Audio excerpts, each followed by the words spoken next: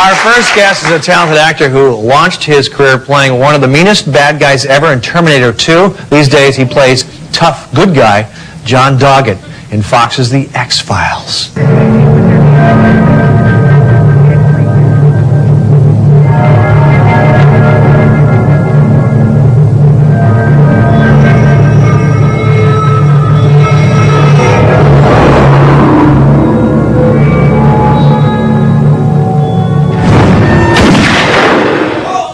Please welcome Robert Patrick.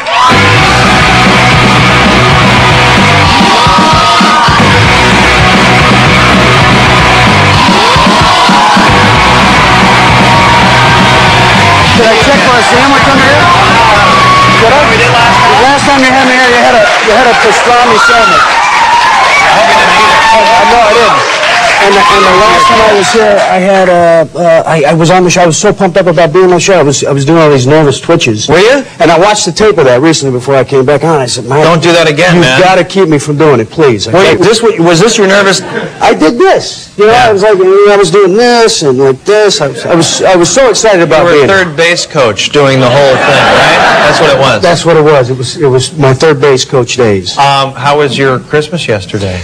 It was fantastic, actually. A lot of fun with my children. I have a 4.5-year-old and a 1.5-year-old, so we had a ball. Precious. The night before is the real exciting part for a parent because you've got the pressure of trying to put together these presents that are supposedly from Santa. Wait, a lot of our viewers still believe there is a Santa, so let's... I'm sorry, sir. I apologize about that. Now, wait a second. Do your kids, because this was a big thing when I was growing up, do you get to open up Christmas Eve or Christmas morning? You got to go Christmas morning for the kids, right? Yeah, you got to give them that Christmas morning thing. I think I gave my daughter something like a sweatshirt or something to open up, a present to open up. You don't even know what you gave your daughter? I can't remember what it was. The night before, I can't remember what it was. Okay. I can't remember what it was. Right. But don't touch your nose. Don't touch your nose. What is that? Leave it alone. Leave it alone. Man, I got to tell you. Now, hey, so do the kids, we do this, we'd put out the sugar cookies and milk for Santa, and then we'd go down there the next morning and we'd see that it wasn't there. We knew he had been there. Do you guys do that? We do that, as a matter of fact, and we also put out carrots. For the reindeer. For the reindeer and the sugar cube. I think you mentioned that, and the cookies. Yeah. And you got to drink the milk. Yeah. And leave it there and write a little note. We wrote a little note to my daughter. You've been a very good girl. Be a good girl this year. We'll be back next year. That kind of thing. Yeah. Santa wrote that. Santa wrote that. Yeah. You got a nice tree there. Yeah. Now, is that a real one? This is we're training him to be a tough guy. That's real. That's a real one. Yeah, that's a good one. Now, see, we have a real one. We have a real one now. Mm-hmm.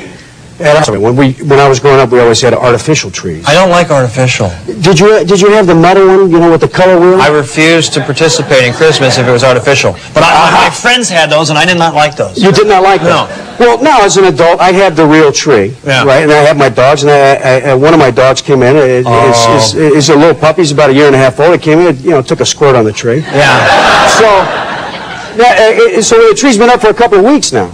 And my wife and I are noticing, we cleaned that up, but now we're smelling like this funky sour milk kind of thing going on. So I'm like in the presents, looking in the tree, trying to see if my son's left a bottle in there, something's turned, We haven't found the source. Oh, boy.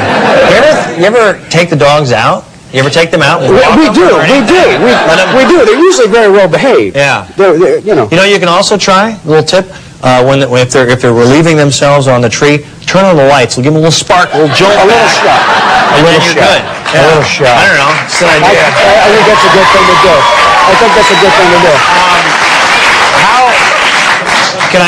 It looks real. It doesn't. I don't know. If it's fake, I don't want everyone to know that. Yeah. In this town, you just say everything's real. It's real. That's a real truth. By the way, can I change subjects? Absolutely. You're the guy. You're the lone male guy on X-Files. Is that right? Well, Mitch Pileggi stole the show. We don't count that. But you're the guy. You're the lead. You're the man. I'm the go-to guy. Yeah. You need that three-point shot there at the end. Go to me. I'm the guy. Is it going well? Everything's going really well. Yeah. Now we've got, as a matter of fact, Annabeth's going to be on the show tomorrow, and Jillian, you know, she's on the show as well. And is she still going to stay, Jillian? How many? She's going to stay till the end of this season, as far as I know. And then she's probably. I think she's going to. Yeah, be on the show. Exactly. Just one of these. She'll be gone. Okay. Looking for her. Right. Now, you replaced kind of Duchovny, and he had those websites, and describe his websites. Well, he had some really good ones, like the Estrogen Brigade or something like that. And now I've got, with my character, John Doggett, we have Doggett's Dames and Defenders of Doggett. And so it's quite interesting, actually, too. I've never been on it's my first television show, and to have people review your show at the end of the night, you can go to the internet now and see what they say. As a matter of fact, they brought this up that I did this on your show. Yeah. They tried to count the number of times I did that. You know. Yeah. They're not listening to me. They're watching you count. That's all the more reason not to do that. Yeah. Tell them how you got your start. It was a B movie. Yeah, I came out to Hollywood and had the great fortune of hooking up with Roger Corman early on. He's the king of B-movies. Roger Corman, yeah. So many great actors and so many talented people, directors, Ron Howard, Nicholson, and all these great directors and so forth have gone through there.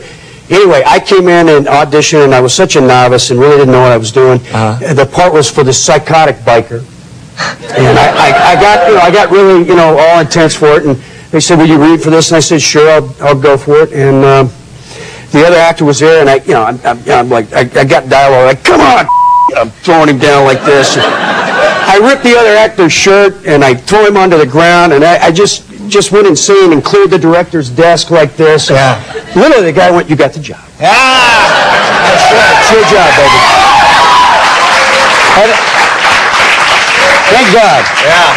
Because I think at the time I was living in my car, to be honest with you. I needed the job I think bad. that's how Robert Downey got Chaplin. I think he got a really intense audition where he just threw people around. Yeah, it happens sometimes. You ready? We'll take a break and you can come back and play 5 questions. Oh, yeah. 5 questions.